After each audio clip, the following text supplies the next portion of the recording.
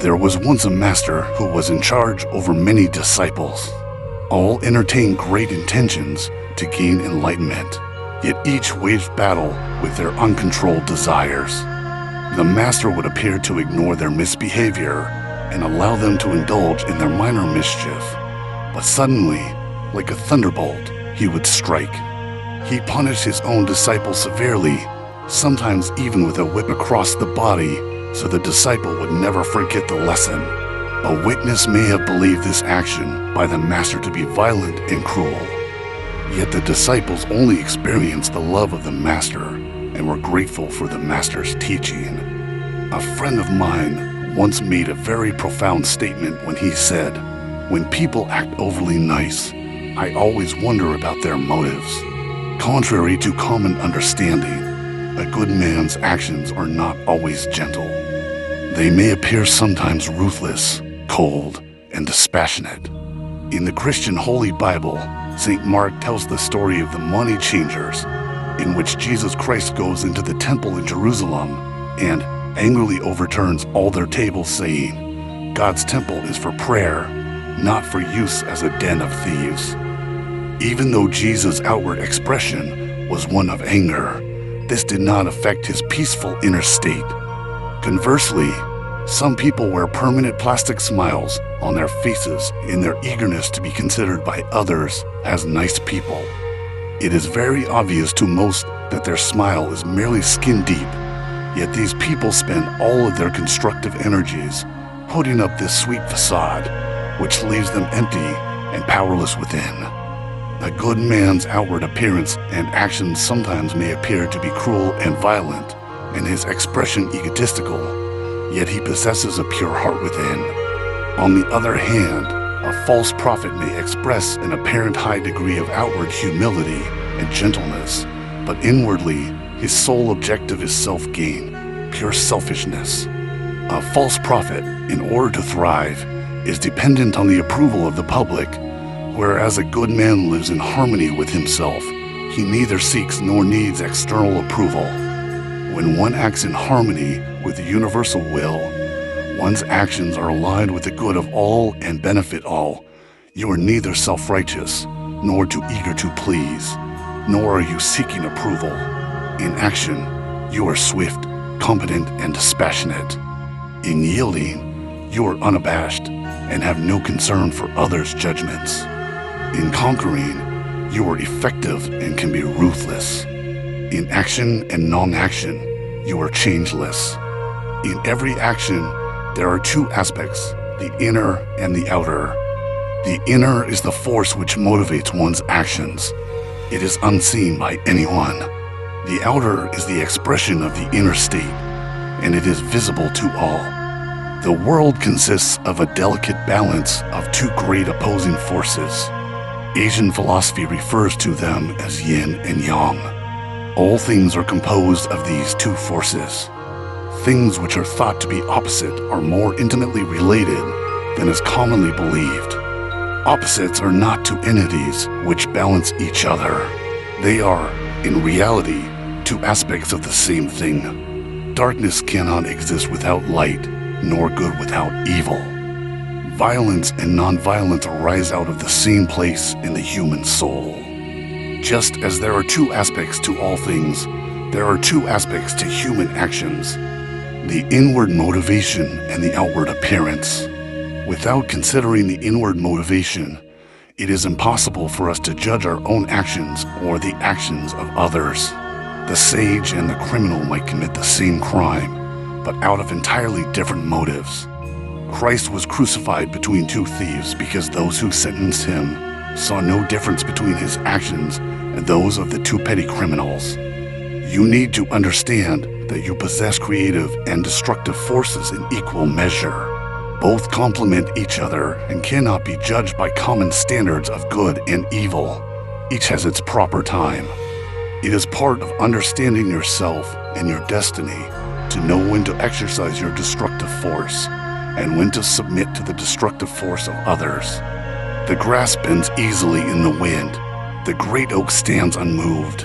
A strong wind can uproot the oak, but no wind, however strong, can uproot the grass that bends flat before it. The wise man is the one who can be dominating or submissive as the situation calls for. He does not have a public or private image of himself to live up to or one that dictates how he must behave. In the Chinese ancient classic, The 36 Strategies, strategy number 27 states, pretend to be a pig in order to eat the tiger. According to this concept, when the Asian hunter is ready to hunt the tiger, he will sit and contemplate the easiest way to bag a tiger. The conclusion he reaches is that he will make himself the bait for the tiger. He dresses in pig's clothing and waits in the woods. The tiger will come close, thinking this pig will make a delicious lunch. When the tiger is so close, the hunter cannot miss. He will shoot the tiger. In Asia, heroes are not judged for their prowess in hunting and shooting the tigers, but rather for their strength and ability to endure the humiliation of being pigs. When you have no evidence that you are greater than your circumstances, you must never let go of your vision of victory.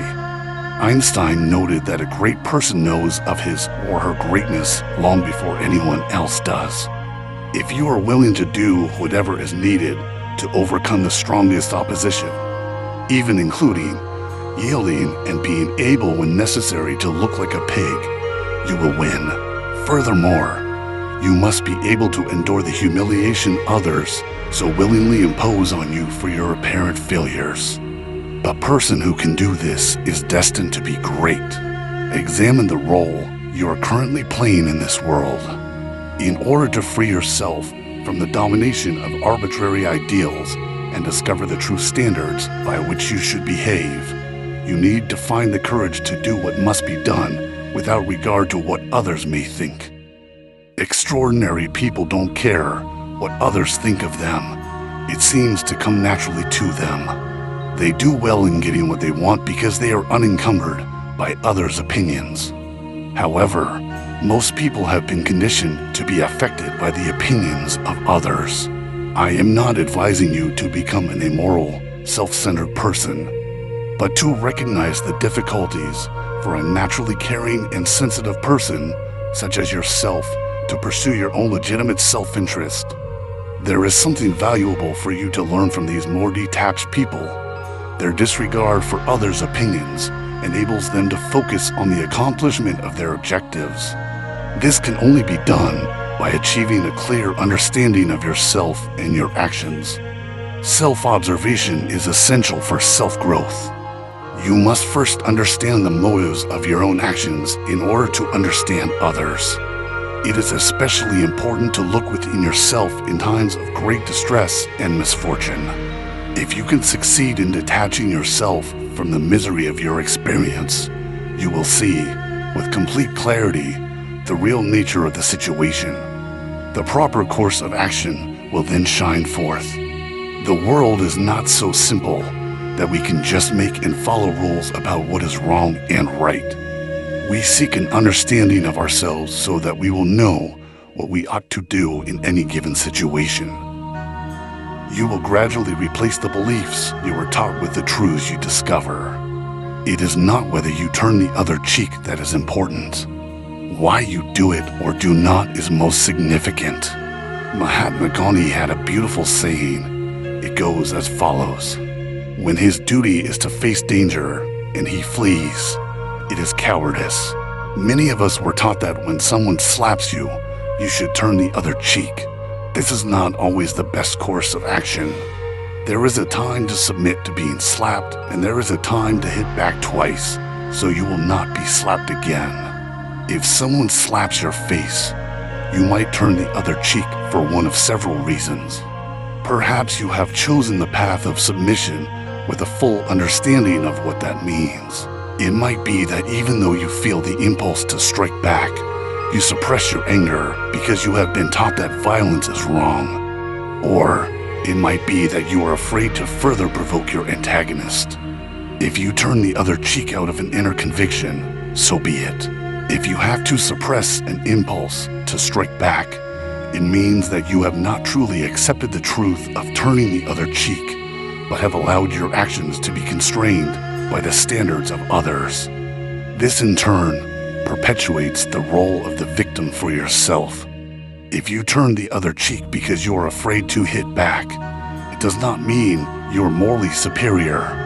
It simply means you are a coward. A wise person understands that hitting back does not necessarily make you a bad person. It might well be that in punishing violent behavior, you are acting as a peacemaker. The truth is that most of the commonly accepted standards of behavior are arbitrary, and the arbitrators themselves are often flawed individuals who have perpetuated their own weakness and fear under the guise of virtue. Self-knowledge is a more reliable guide to behavior than adherence to arbitrarily imposed standards, though both are susceptible to error. You will make mistakes no matter which path you follow, but mistakes made on the path to self-discovery will correct themselves, while those made through blind adherence to subjective standards simply perpetuate the same foolishness.